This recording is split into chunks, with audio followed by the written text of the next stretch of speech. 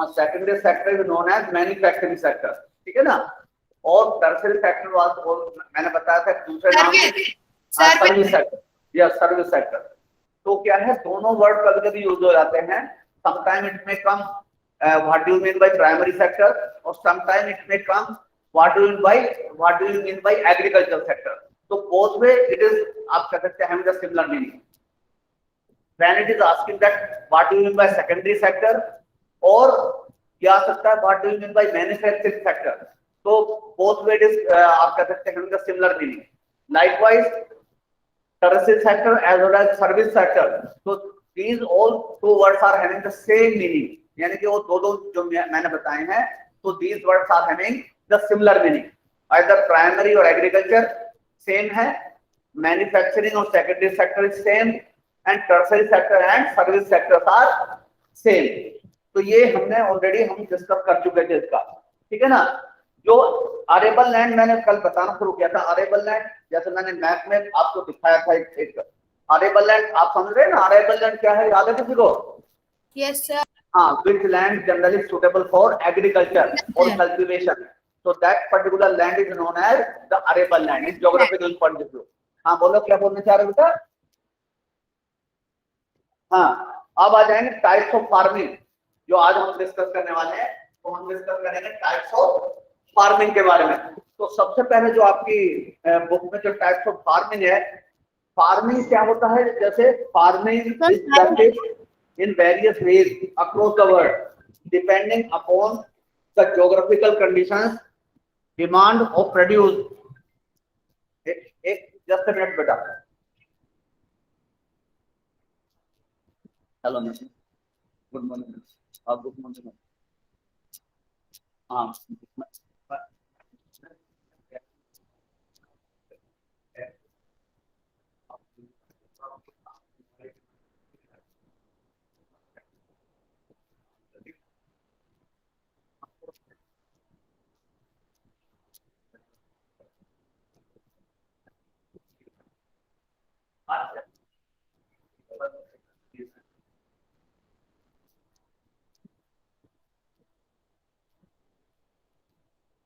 हाँ, तो बच्चों इसमें मैं क्या बताने वाला था अभी, सब्सटेंस फार्मिंग जो पहला है इसमें, यानी कि फार्मिंग क्या होती है, पहले तो उसकी डेफिनेशन लिखी है, it is given on page number 42, directly page number 42 पर लिखा है। तो मैं पढ़ रहा हूँ, farming is practice in various ways across the world depending upon the geographical conditions, demand of produce, labour and level of technology. Farming can be classified in two main types, जो main जो type है उसकी दो तरह से हम उसको divide कर सकते हैं। ब्रॉड डिवीजन है ये, it is a very broad division, main division. That is first one is subsistence farming and second one is commercial farming. तो मैं एक एक करके आपको बताता जा रहा हूं, इसमें आप थोड़ा सुनते जाइए। जैसे सब्सटेंस फार्मिंग पहले हम डिस्कस करने वाले, सब्सटेंस फार्मिंग।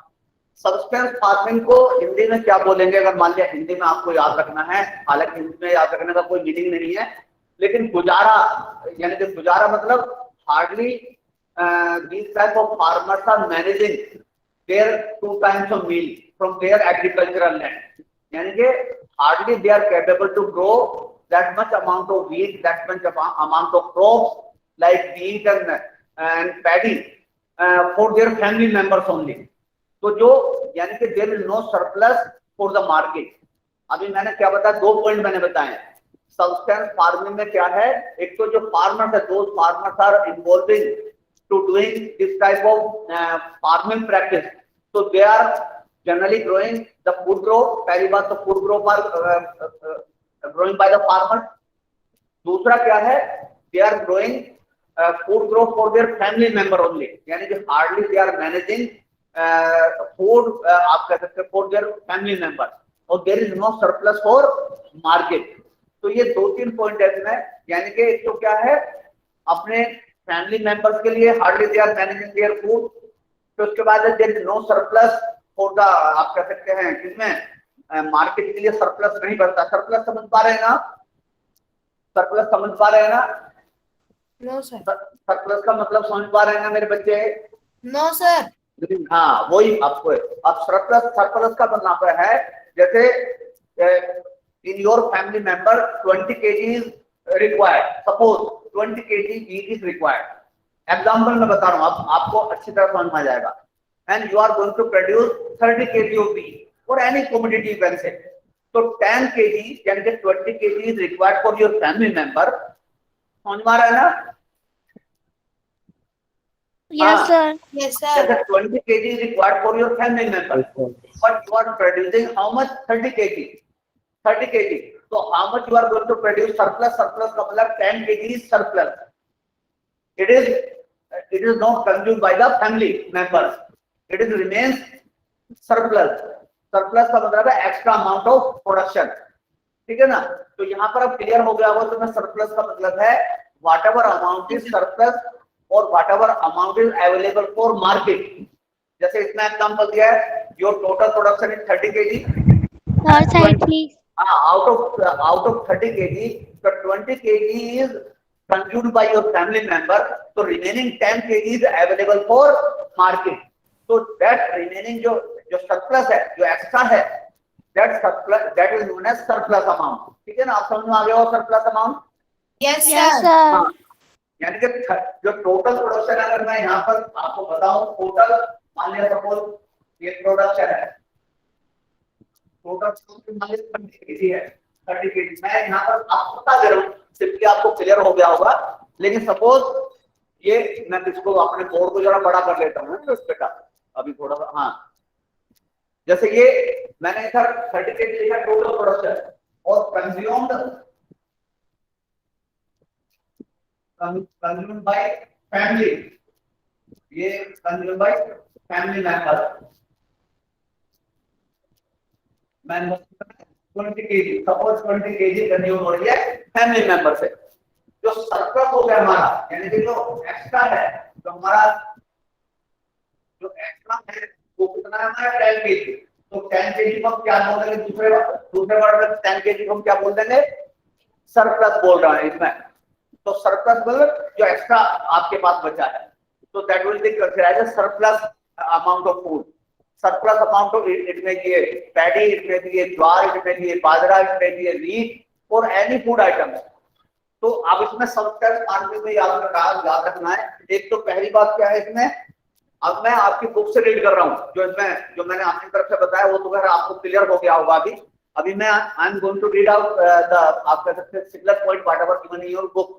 जैसे पहला दिया है, this type of farming is practice to meet the needs of the farmers family. जो फार्मर्स फैमिली मतलब फैमिली मेंबर, वही लिखा है जो मैंने बताया है.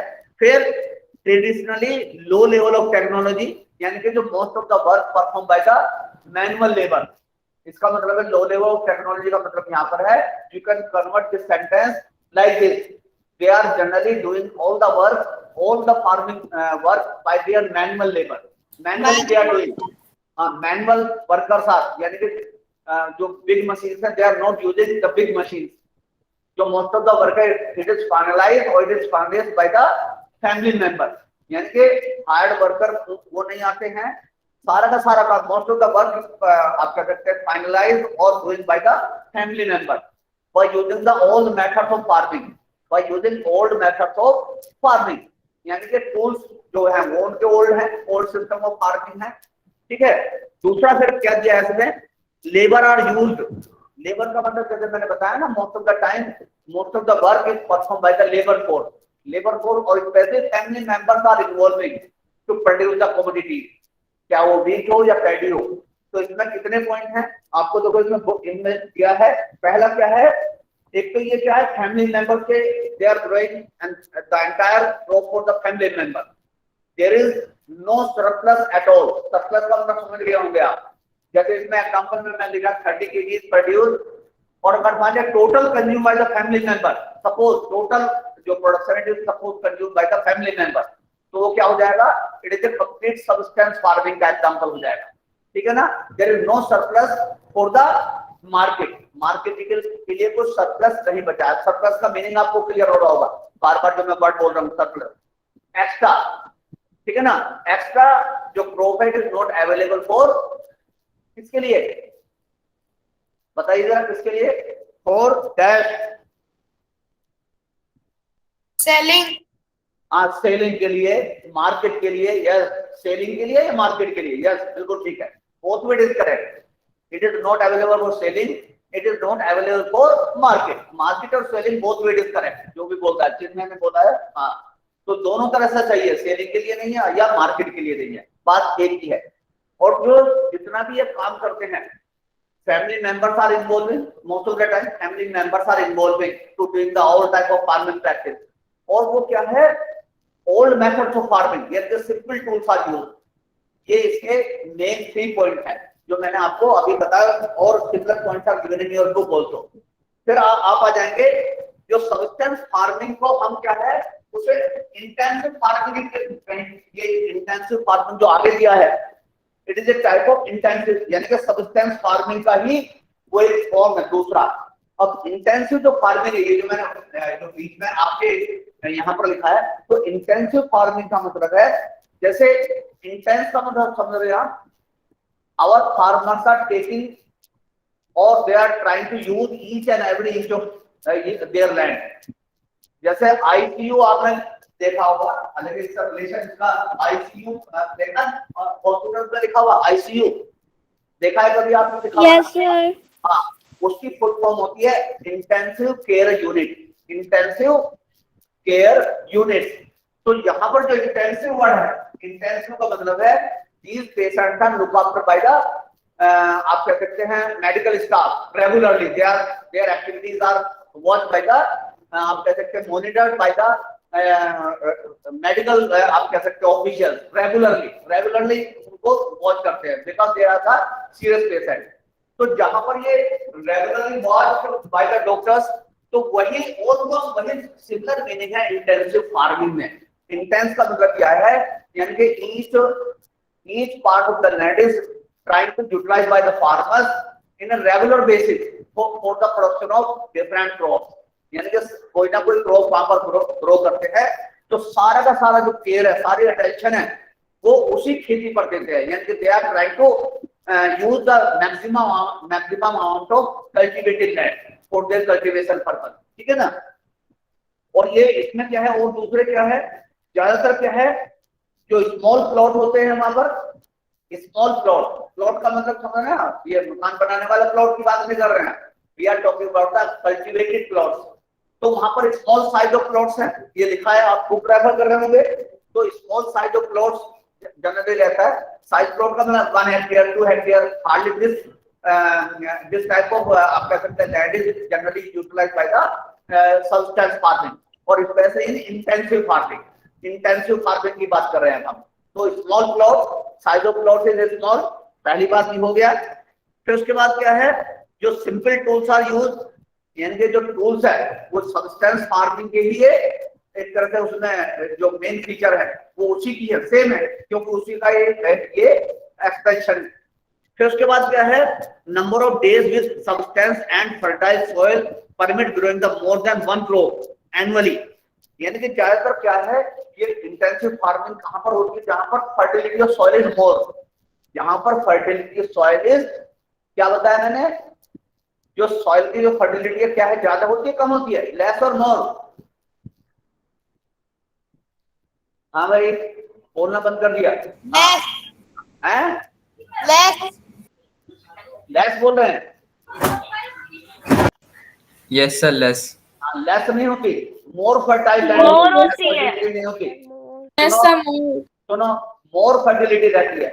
जब मोर, अब देखो कंसेप्ट सुनो उसमें, जब मोर फर्टिलिटी रहेगी, land is very much suitable for agriculture, तो वो क्या हो जाएगा, तो our farmers are capable to take more than 1 crop in a single year, in a agricultural calendar year, ठीक है ना।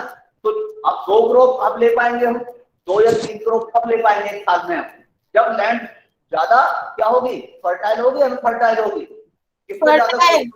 फर्टाइल होगी। तो लैंड इज मोर फर्टाइल, उसका साइज कैसा होगा, मैंने बताया अभी, small plots are there, size कैसा होगा प्लॉट का, कैसा होगा, स्मॉल होगा, स्मॉल साइज ऑफ प्लॉट हो जाएगा।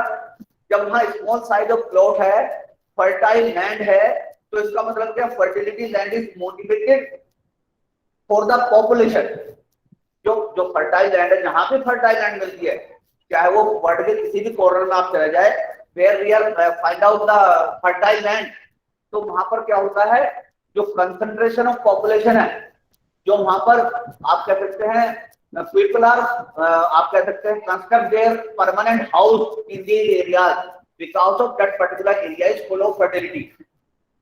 जो जो फर्टाइल लैंड होती है, कंसेप्ट समझ रहे हैं आप, यानी कि they are capable to fulfil their desire, they are trying to get the sufficient food items from that particular piece of land. So everybody want to settle down nearby area, nearby fertile area. जो fertile area है, वहां पर ज्यादा आप देखेंगे, जहां पर fertile fertility ज्यादा रहती है, वहां पर density of population क्या रहती है, ज्यादा रहती है, कम रहती है। density of population more and or less where land is fertile, very much fertile, तो कैसी रहेगी वहां पर? more रहेगी, yes, more। तो वहां पर ज्यादा, यानी कि नंबर ऑफ पर्सन वहां पर कहां रहेंगे, कैसे रहेंगे, वहां पर ज्यादा रहेंगे, कम ज्यादा रहेंगे, number of person are more, यानी कि पॉपुलेशन वहां पर कैसी रहेगी, ज्यादा रहेगी, पॉपुलेशन मोर। जब पॉपुलेशन मोर होगी तो आपने लॉ ऑफ इनहेरिटेंस सुना है कभी? लॉ ऑफ इनहेरिटेंस सुना होगा बच्चों ने, लॉ ऑफ इनहेरिटेंस सुना है कभी? yes or no? No, sir. Yes, sir. हाँ, लॉ ऑफ इनहेरिटेंस समझो। इसमें जो एज पर इंडियन, आप कह सकते हैं ज्यादातर जो इंडिया के बारे में बात करें, तो after the death of parents की डेथ के बाद the entire property is divided, nowadays it is divided into number of children in their family. अगर पहले वो मेल के लिए होती थी, जैसे मान लिया single family is having 2 hectare of land, suppose example बना रहा हूं मैं, जैसे single family, a family they are having 2 hectare of land on their name, parents की कितनी मैंने बताई, 2 हेक्टेयर ऑफ लैंड है, एंड देयर आर 2 चिल्ड्रन, एक बॉय है एक गर्ल है। तो बिफोर 2005, आपने ये 2005 वाला हिंदू अमेंडमेंट लॉ पढ़ा था, आपने पढ़ा है ना, आपने हिंदू अमेंडमेंट लॉ एक पढ़ा है आपने, 7th में शायद है वो, चल मैं याद दिलवा रहा हूँ। वो सक्सेशन जो लॉ है 2005 में इट वाज इम्प्लीमेंटेड, उसके बाद से, इम्प्लीमेंट होने के बाद से, वेदर गर्ल इज देयर और whether boy is there, nowadays after 2005 के बाद की मैं बात कर रहा हूँ, जब after the death of parents, जो पेरेंटल प्रॉपर्टी है, it will be divided into 2 equal parts, whether you are male और फीमेल। लेकिन बिफोर 2005 में कैसा था, that property was divided into number of male children में वो डिवाइड होती थी पहले, केवल मेल को ही केवल प्रॉपर्टी का जो शेयर था वो मिलता था, ठीक है ना, लेकिन फीमेल को नहीं मिलता था। फीमेल का मतलब है योर मदर में भी देयर, योर आप कह सकते हैं suppose you are belong to the girl child, तो यू में भी देयर। लेकिन 2005 के बाद अभी क्या है, after the death of parents, अगर पेरेंट की डेथ हो जाती है, दोनों की डेथ हो जाती है, तो वो क्या है, जो प्रॉपर्टी है, whatever property is held by your parents, it will be divided on an equal basis in among the number of children in a particular family, whether you are male or female, ठीक है ना। यानी कि अब क्या है, अब ये क्या हो जाएगा, फ्रेगमेंटेशन हो जाएगा। जैसे मैं छोटा सा डायग्राम आपको बताता हूं, जैसे ये एक फैमिली है, मैंने एक फैमिली का प्लॉट बना दिया, एक छोटा सा एग्जांपल बता रहा हूं मैं, दो बच्चे मैंने बताए, तो 2 बच्चों को क्या होगा, एक को डिवाइड हो जाएगा, एक इसको मिल जाएगा, एक इस पर मिल जाएगा, दूसरा साइड मिल जाएगा। तो फर्दर अगर मान लिया 2, यानी कि ये 2 यूनिट अब कितने में बढ़ गए, अनदर 2 पार्ट्स बन गए। तो जब ये अच्छे 2 बच्चे फिर फैमिली लेने जाएंगे, ये दोनों गोइंग टू फैमिली ले, ये फैमिली भाई जब मैच्योर हो जाएंगे 25 साल के, 30 साल के, तो फैमिली बढ़ेगी। सपोज अगेन उनके बच्चे 2 है सपोज, तो again it is divided number of, ये आप कह सकते हैं यहाँ पर बच्चों में चिल्ड्रन में बढ़ जाएगा, कि ये फैमिली 2 नंबर की फैमिली में 2 में बढ़ जाएगा, तो फिर छोटा हो जाएगा साइज।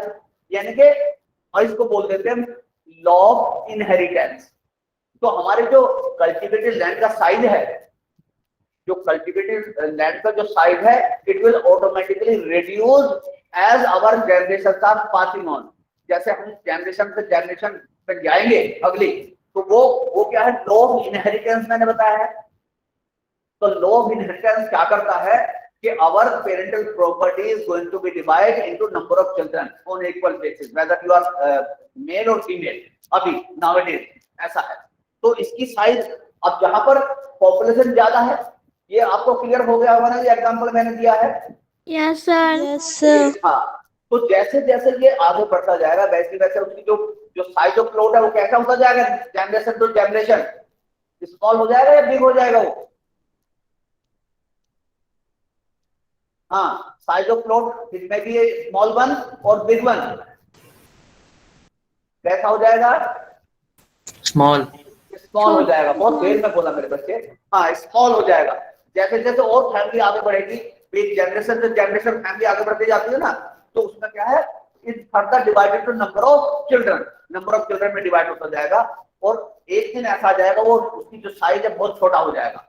तो इसलिए वहां पर क्या, size of plot is very small, that area is full of density of population and land is fertile and they are using old methods of farming. Main work performed by the farmers by the manually they are doing all the work. तो ये 2-3 point हैं। I am going to read out all the points. These all points are given in your page number 42. Please refer it. जैसे the farmers cultivate a small plot of land. आ गया small plot of land जो मैंने अभी बताया था? You are referring or not? Yes, sir. Yes, sir. तो पहला sentence बोलिए, the farmers cultivate a small plot of land using simple tools। आ गया, old methods of farming लिख सकते हैं आप, या simple tools you can write, simple way, it is have the similar meaning। फिर उसके बाद है and more labor का मतलब मैंने बताया था अभी, most of the work performed by the labor force के ये करती है इसका। और labor force भी कहाँ की करती है? only family members are involved in। इसमें और जोड़ लेना चाहे अपने आप पेंसिल लेकर बैठे हैं तो पेंसिल लिख दिया करो। only family members are doing all the farming practice, ठीक है ना। Hired workers are not used at all. यहाँ पर हायर वर्कर यूज नहीं करते हैं। जो हायर वर्कर करते हैं ना, हायर करते हैं मतलब जैसे हमने नौकर लगा लिया भाई उनका प्रैक्टिस फार्मिंग के लिए, तो ज्यादातर समय क्या करते हैं, family members are involve in to doing all the work. तो इसमें स्मॉल साइज ऑफ प्लॉट हो गया इसमें। उसके बाद सिंपल टूल कीवर्ड आ जाएगा, और जो मेजर वर्क है it is perform by the labour, ठीक है ना। और लेबर में भी किसमें, केवल फैमिली मेंबर्स आर इन्वॉल्व, ठीक है। और सॉइल इज फर्टाइल, तो ये हो जाएगा इंटेंसिव सब्सटेंस फार्मिंग। जब इंटेंसिव वर्ड आएगा लग करके, तो ये सारे के सारे जो फीचर्स है। और इसमें ज्यादातर क्या है, most of the time they are growing food crop are growing by the farmer. अब फूड क्रॉप क्यों ग्रो करते हैं इंटेंसिव फार्मिंग में, तो समझ में आ रहा है क्यों ग्रो करते हैं? केवल फूड क्रॉप के, मैंने अभी बताया था these areas are full of population. मैंने बताया था ना पहले स्टार्टिंग करने से पहले, जब फुल ऑफ पॉपुलेशन रहेगी तो वहां there is a demand of food grain. भाई फूड ग्रेन की ज्यादा डिमांड होगी ना वहां पर लोकल एरिया में। Yes, sir. हाँ Yes, जब sir. जब फूड ग्रेन की ज्यादा डिमांड होगी तो ऑटोमेटिकली क्या हो जाएगा, they try to fulfil the local demand, and local demand is हाँ, यानी कि फूड ग्रेन वो ग्रो करेंगे ज्यादातर। Most of the time they are trying to fulfil the entire society on near by area.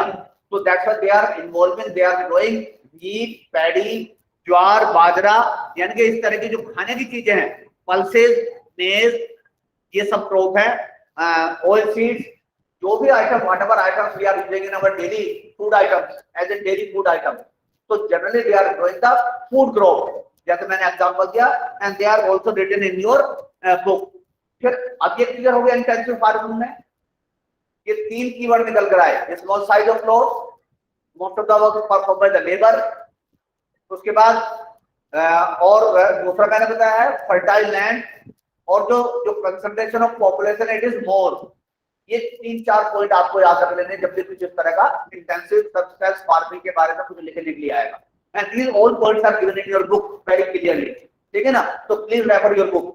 Then उसके बाद है primitive substance agriculture. ये भी क्या है, जो प्रिमिटिव सब्सटेंस एग्रीकल्चर है, प्रिमिटिव वर्ड जो यूज किया है, ये भी क्या है, टाइप ऑफ सब्सटेंस फार्मिंग। ये भी सब्सटेंस फार्मिंग का ही एक क्लासिफिकेशन है।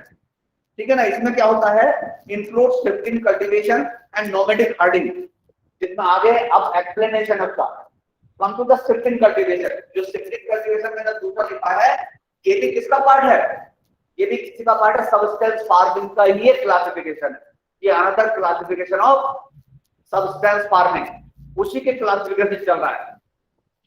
अब shifting cultivation, shifting name itself suggesting, नाम क्या सजेस्ट कर रहा है मालूम है आपको, शिफ्टिंग का मतलब है it is practice in A thickly forested area, जहां पर थिक फॉरेस्ट मिलते हैं। जो थिक फॉरेस्ट समझ पा रहे हैं आप क्या होता है, और थिकनेस यानी कि जैसे थिकली पॉपुलेटेड एरिया कौन सा होता है, जहां पर पॉपुलेशन का कंसंट्रेशन क्या होता है, ज्यादा। अब देखो ये मैं एक एग्जांपल, एक डायग्राम बना के और मैं आपको दिखाना चाह रहा हूँ, इसमें आपको शायद क्लियर हो जाएगा मुझे लग रहा है। देखो मैं डायग्राम थिकनेस, और अब ये दो कॉलम है सपोज, ये देखो एक मिनट मेरे बच्चे बता रहा मुझे देख करके, ये दो कॉलम मैंने बना दिए, ए और बी कॉलम बना दिया। जो थिकनेस ऑफ पॉपुलेशन किसमें ज्यादा है, देखा जाए थिकनेस ऑफ पॉपुलेशन तक मुझे पता लग जाएगा कि आप समझ पा रहे हैं नहीं समझ पा रहे हैं। ए में है और बी में है, क्या बताइए, बी में। क्यों है वहां पर, क्योंकि नंबर ऑफ जो डॉट्स है मैंने ज्यादा लगाए, इसका मतलब है वहां पर concentration of population is more. और जो मैंने ए में लगाया है उसमें क्यों डॉट्स आर देयर, क्यों डॉट का मतलब है they are indicated towards the number of person, तो वहां यहां पर कम है और यहां पर ज्यादा है, तो ये थिकली पॉपुलेटेड है और ये स्पार्सली पॉपुलेटेड है। स्पार्सली का मतलब लेस पॉपुलेटेड है। तो वैसे ही same concept it is applicable for the forest belt. अगर ये अब ये मैंने बताया था ह्यूमन बीइंग है, ये पॉपुलेशन है, अब इसको फॉरेस्ट के ऊपर ले जाइए तो number of trees they can consider, but drop जो वन मैंने पॉइंट मारा है it may be indicating one tree के लिए बारे में आप ले जाएंगे उसी बात को। डेंसिटी ऑफ पॉपुलेशन की बात को कहां ले गए हम, किधर ले गए, ट्रीज में, फॉरेस्ट के बारे में बात कर रहे हैं। तो यहाँ पर ज्यादा फॉरेस्ट कहां पर है, बी में ज्यादा फॉरेस्ट है और ए में कम फॉरेस्ट है, यानी कि यहाँ पर थिकली फॉरेस्ट एरिया ये आ जाएगा और ये स्पार्सली फॉरेस्ट एरिया हो जाएगा। स्पार्सली का मतलब लेस, ठीक है ना, लेस। तो यहाँ पर क्या है, जो शिफ्टिंग कल्टीवेशन है वो कहां पर होती है, जो शिफ्टिंग कल्टीवेशन है कहां पर होती है, जहां पर थिकली पॉपुलेट यानी कि फॉरेस्ट एरिया मिलता है, थिकली। अब थिकली का वर्ड आप इसका जो मीनिंग है मुझे लग रहा है आपको क्लियर हो गया होगा, जहां पर number of trees are more in a particular unit area. Unit area में कितने ट्री मिलते हैं, अगर वो ज्यादा है they are very closer to each other, तो इसका मतलब दे आर थिकली। अगर एक पर्टिकुलर यूनिट एरिया अगर वहां पर कम प्लांट्स हैं, कम ट्री हैं, तो इसका मतलब वहां पर स्पार्सली आप कहते हैं वेजिटेशन है, ठीक है ना। ये कंसेप्ट वाला थिकली और स्पार्सली का मतलब मैं आपको कंसेप्ट बताना चाह रहा था, आपको अभी क्लियर हो गया होगा शायद, मुझे लग रहा है क्लियर हो गया ना। Yes, sir. हाँ, तो ये कल्टीवेशन में क्या है, यहाँ पर एक तो थिकली फॉरेस्ट एरिया में होती है ये ज्यादातर, और क्या करते हैं ये ट्रॉपिकल जो एरिया है, tropical Africa, parts of south east Asia and north east Asia, ये ज्यादातर जो प्रैक्टिस है नॉर्थ ईस्ट एशिया का मतलब है जितने हमारे जो मिजोरम है, असम है, सिक्किम है, मणिपुर है, मेघालय है, अरुणाचल प्रदेश है, ये जो north eastern part of India है, जो नॉर्थ ईस्ट का जो पार्ट है, नॉर्थ ईस्ट का समझ पा रहे हैं आप, जैसे कि मैप हम देख लें तो ये वाला एरिया है, ये वाला इधर तो पड़ेगा, इधर तो पड़ेगा, ये सेवन सिस्टर्स के नाम से भी जाना जाता है कभी-कभी इसको, we call them as a seven sister, क्योंकि 7 स्टेट है वो नॉर्थ ईस्टर्न स्टेट। तो वहां पर भी इस तरह की जो कल्टीवेशन होती है, क्योंकि इट इज फुल ऑफ जंगल, यानी कि वहां पर क्या है जो फॉरेस्ट का जो आप एरिया है it is very thickly forest area. कौन सा, इंडिया की बात करें तो नॉर्थ ईस्टर्न पार्ट में इट इज वेरी कॉमन। तो क्या करते हैं, a patch of land is cleared by the farmers by cutting down the tree. Tree को काट देते हैं, वो काटने के बाद स्लैश एंड बर्न, उसके स्लैश एंड बर्न भी बोला जाता है, shifting cultivation also known as the another name, उसका दूसरा नाम से कभी-कभी आ जाता है क्वेश्चन, स्लैश एंड क्या मैंने बताया, बर्न। हाँ, स्लैश एंड बर्न। तो स्लैश एंड बर्न के नाम से भी आ जाए या शिफ्टिंग कल्टीवेशन के नाम से आ जाए, तो मतलब उन दोनों का मीनिंग क्या होगा, एक ही होगा, उसका लिखने का तरीका, उसका जो आंसर है वो it will be the same one, ठीक है ना। अब क्या है, it is practice in thickly forest area. Area कौन कौन से दिए हैं, अमेजन बेसिन। अमेजन बेसिन जो है वहां पर हमेशा रेनफॉल होती रहती है, गर्मी ज्यादा रहती है, मॉइस्चर ज्यादा रहता है, तो वहां पर number of trees are more. उसके बाद ट्रॉपिकल अफ्रीका, या ट्रॉपिकल वर्ड आ गया, इसका मतलब क्या है, वहां पर गर्मी ज्यादा है, और जहां पर टेम्परेचर ज्यादा है तो ऑटोमेटिकली वहां पर क्या होगी, जब temperature always motivated the evaporation, जो एवापोरेट होता है, जो water bodies get heat up by the extra temperature, and if water bodies are there, वहां पर मॉइस्चर है, तो इसमें evaporate, and after the evaporation उसके बाद क्या हो जाएगा, प्रेसिपिटेशन में भी देयर, यानी कि रेनफॉल में भी देयर, ठीक है ना। और ये कॉमन फेनोमेना होता है, यानी कि डेली ऐसे एरिया में, ट्रॉपिकल जो बेल्ट वाले एरिया जो है, वहां पर ऑलमोस्ट दे आर गेटिंग, आप कह सकते हैं through the year they are getting rainfall, sufficient rainfall they are getting. और जहां रेनफॉल ज्यादा होगी तो इसका मतलब क्या, वेजिटेशन के लिए सुटेबल होगा या अनसुटेबल होगा, सुटेबल। सुटेबल होगा, हाँ बिल्कुल, यस, सुटेबल होगा। तो जब सुटेबल हो जाएगा तो number of trees are more, वहां पर नंबर ऑफ ट्रीज कैसे मिलेंगे, मोर मिलेंगे, ज्यादा मिलेंगे। तो ज्यादातर एरिया में क्या होता है, जहाँ जानते थिकनेस जहां पर फॉरेस्ट की ज्यादा है वहां पर ऐसी होती है, तो क्या करते हो, वो कट करते हैं, यानी कि ट्रीज को काट देते हैं, और काटने के बाद जो patch of land is cleared bye the farmer and their start growing the certain crop, वहां पर ग्रोइंग करना शुरू कर देते हैं। फिर क्या है, 2-3 सीजन के बाद, आफ्टर 2 or 3 सीजन, इट में loss its fertility, that particular piece of land में लॉस इज इट्स फर्टिलिटी, क्योंकि they are not using the fertiliser, they are not using, irrigation facilities are not available, irrigation facility वहां पर नहीं है, fertiliser भी available नहीं है, और old methods of farming they are using. तो due to these all causes, तो वो क्या हो जाएगा, that particular piece of land is not suitable for, आप कह सकते हैं not more than 4 season, not more than 3 season, sometime they are loose after loss their fertility after 2 or 3 seasons. तो again they have to change their plots, क्योंकि उसकी तो जितनी भी नेचुरल फर्टिलिटी अवेलेबल थी, तो that will be exhaust very soon, because irrigation facility वहां पर नहीं है, old methods of farming use कर रहे हैं, और fertilisers are not utilised at all, fertiliser भी यूज नहीं कर रहे हैं वो। तो इसका मतलब क्या है, वो जो पीस ऑफ लैंड है जो क्लियर करा है फार्मर ने, वो क्या हो जाएगा, उसकी फर्टिलिटी क्या हो जाएगी, एकदम चली जाएगी, they lost their fertility, it's that particular land, piece of land is lost its fertility very soon, because they are not using fertiliser, there is no arrangement of irrigation, तो they have to move another side. तो similar way में जब एक plot को यहाँ कर रहे हैं, यहाँ पर प्लॉट बनाएंगे, वो अगेन स्लैश एंड बर्न, यानी कि काटेंगे पेड़ों को, फिर एक पैच ऑफ लैंड क्लियर कर लेंगे, then again they are doing the same practice, 2-3 season के बाद then again they have to change their plot, ठीक है ना। तो इसीलिए इसको बोल सकते हैं frequently they are changing their plot for the cultivation purpose by clearing the patch of land, ठीक है ना। तो इसलिए इस कल्टीवेशन को क्या बोल देते हैं, क्या बोल देते हैं, शिफ्टिंग कल्टीवेशन मेरे बच्चे, शिफ्टिंग, ठीक है ना। इसलिए क्योंकि they are shifting their cultivated land very frequently, 2-3-4 season के बाद वो तुरंत अपना खेत बदलते रहते हैं, ठीक है ना। अपनी जो फार्मिंग लैंड है, जो कल्टीवेटेड लैंड है, तो they are changing their cultivated land very frequently, ठीक है ना। ठीक है भाई, आगे बढ़ो। Yes, sir.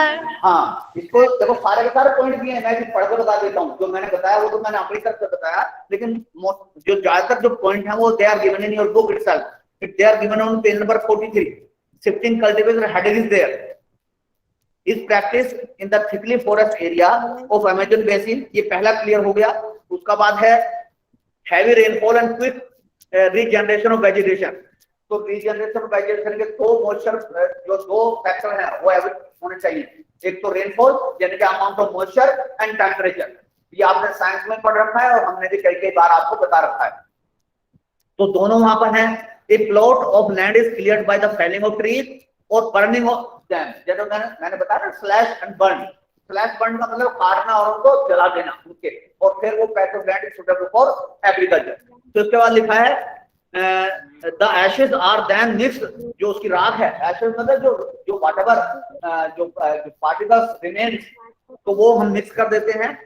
उसके बाद क्या है, soil and crop like maize, yam, potatoes, cassava are grown. after the soil loses fertility, the land is substandard का मतलब है या they are changing their cultivated land, जब वो अपने फर्टाइल को फर्टिलिटी को लूज कर देती है, पूरा खत्म हो जाती है, तो they have to again clear the patch of land and again they are doing the same practice. ये हो जाएगा आपका शिफ्टिंग कल्टीवेशन के बारे में। अब इसी का सब्सिस्टेंस फार्मिंग का ही एक टाइप और है, मैं बता दे रहा हूँ इसको, नोमैडिक फार्मिंग। नोमैडिक फार्मिंग आप 6 में पढ़ा था। नोमैडिक फार्मिंग का मतलब है वो भी क्या है, they are it is practice in the semi arid and arid areas of Sahara desert, central Asia, some part of India like Rajasthan, Jammu and Kashmir, ठीक है ना। To place with their animals for fodder and water along the defined routes, यानी कि वो क्या है, अपने kettles के साथ, जितने उनके जो कैटल हैं उनके साथ मूवमेंट होता रहता है, और जहां भी देखते हैं that land is suitable for agriculture, तो they are start doing the agriculture work, वो उसके बाद अपना एग्रीकल्चर वर्क काम करना शुरू कर देते हैं वहीं पर, ठीक है ना। तो ये भी क्या है, नोमैडिक का मतलब है they are roaming from one place to another place in search of food and fodder, यानी कि फोडर फॉर देयर कैटल और food for their younger one, जो उनके बच्चे हैं, अपने फैमिली मेंबर्स है, उनके लिए फूड और फोडर के लिए, और water of course there is requirement of water to feed their आप कह सकते हैं चिल्ड्रन, और to cultivate the different type of crop, तो उनके कैटल के लिए भी वाटर इज वेरी एसेंशियल। तो इसलिए क्या करते हैं, वो क्या कर देते हैं, they are moving with their family member and with their cattle from one place to another place, तो इसलिए हम क्या बोलते हैं, नोमैडिक हार्डिंग में आता है। This type of farming practice is known as the nomadic herding. Nomadic का मतलब है they are not having permanent house, they are not settled down any part of India in permanently, बल्कि क्या होता है, उनका मोड क्या रहता है, they are always moving from one place to other place. एक सीजन में मानिए यहाँ पर रह लिए, दूसरे सीजन में कोटा चले गए, तीसरे सीजन में हो सकता है जयपुर पहुंच जाए, ऐसा। तो they always in a moving mode. Moving mode का मतलब है permanently they are not settled down anywhere, तो इसलिए उनको क्या बोल देते हैं, नोमैडिक हार्डिंग्स में आता है। ये किस में आता है, नोमैडिक हार्डिंग्स में आता है, ठीक है बच्चे। नोमैडिक हार्डिंग क्लियर हो गया तुम्हें? Yes, sir. धीरे से बोल रहे हो? Yes, sir. हाँ नहीं, तो ये Yes, हाँ, sir. अभी आज के लिए इतना ही काफी है, ठीक है ना मेरे बच्चे। और पढ़ते रहना ढंग से। देखो भाई, जैसे मैंने कल बताया था कि मैं तो अपने बच्चों को छोड़ के मुझे जाना पड़ेगा,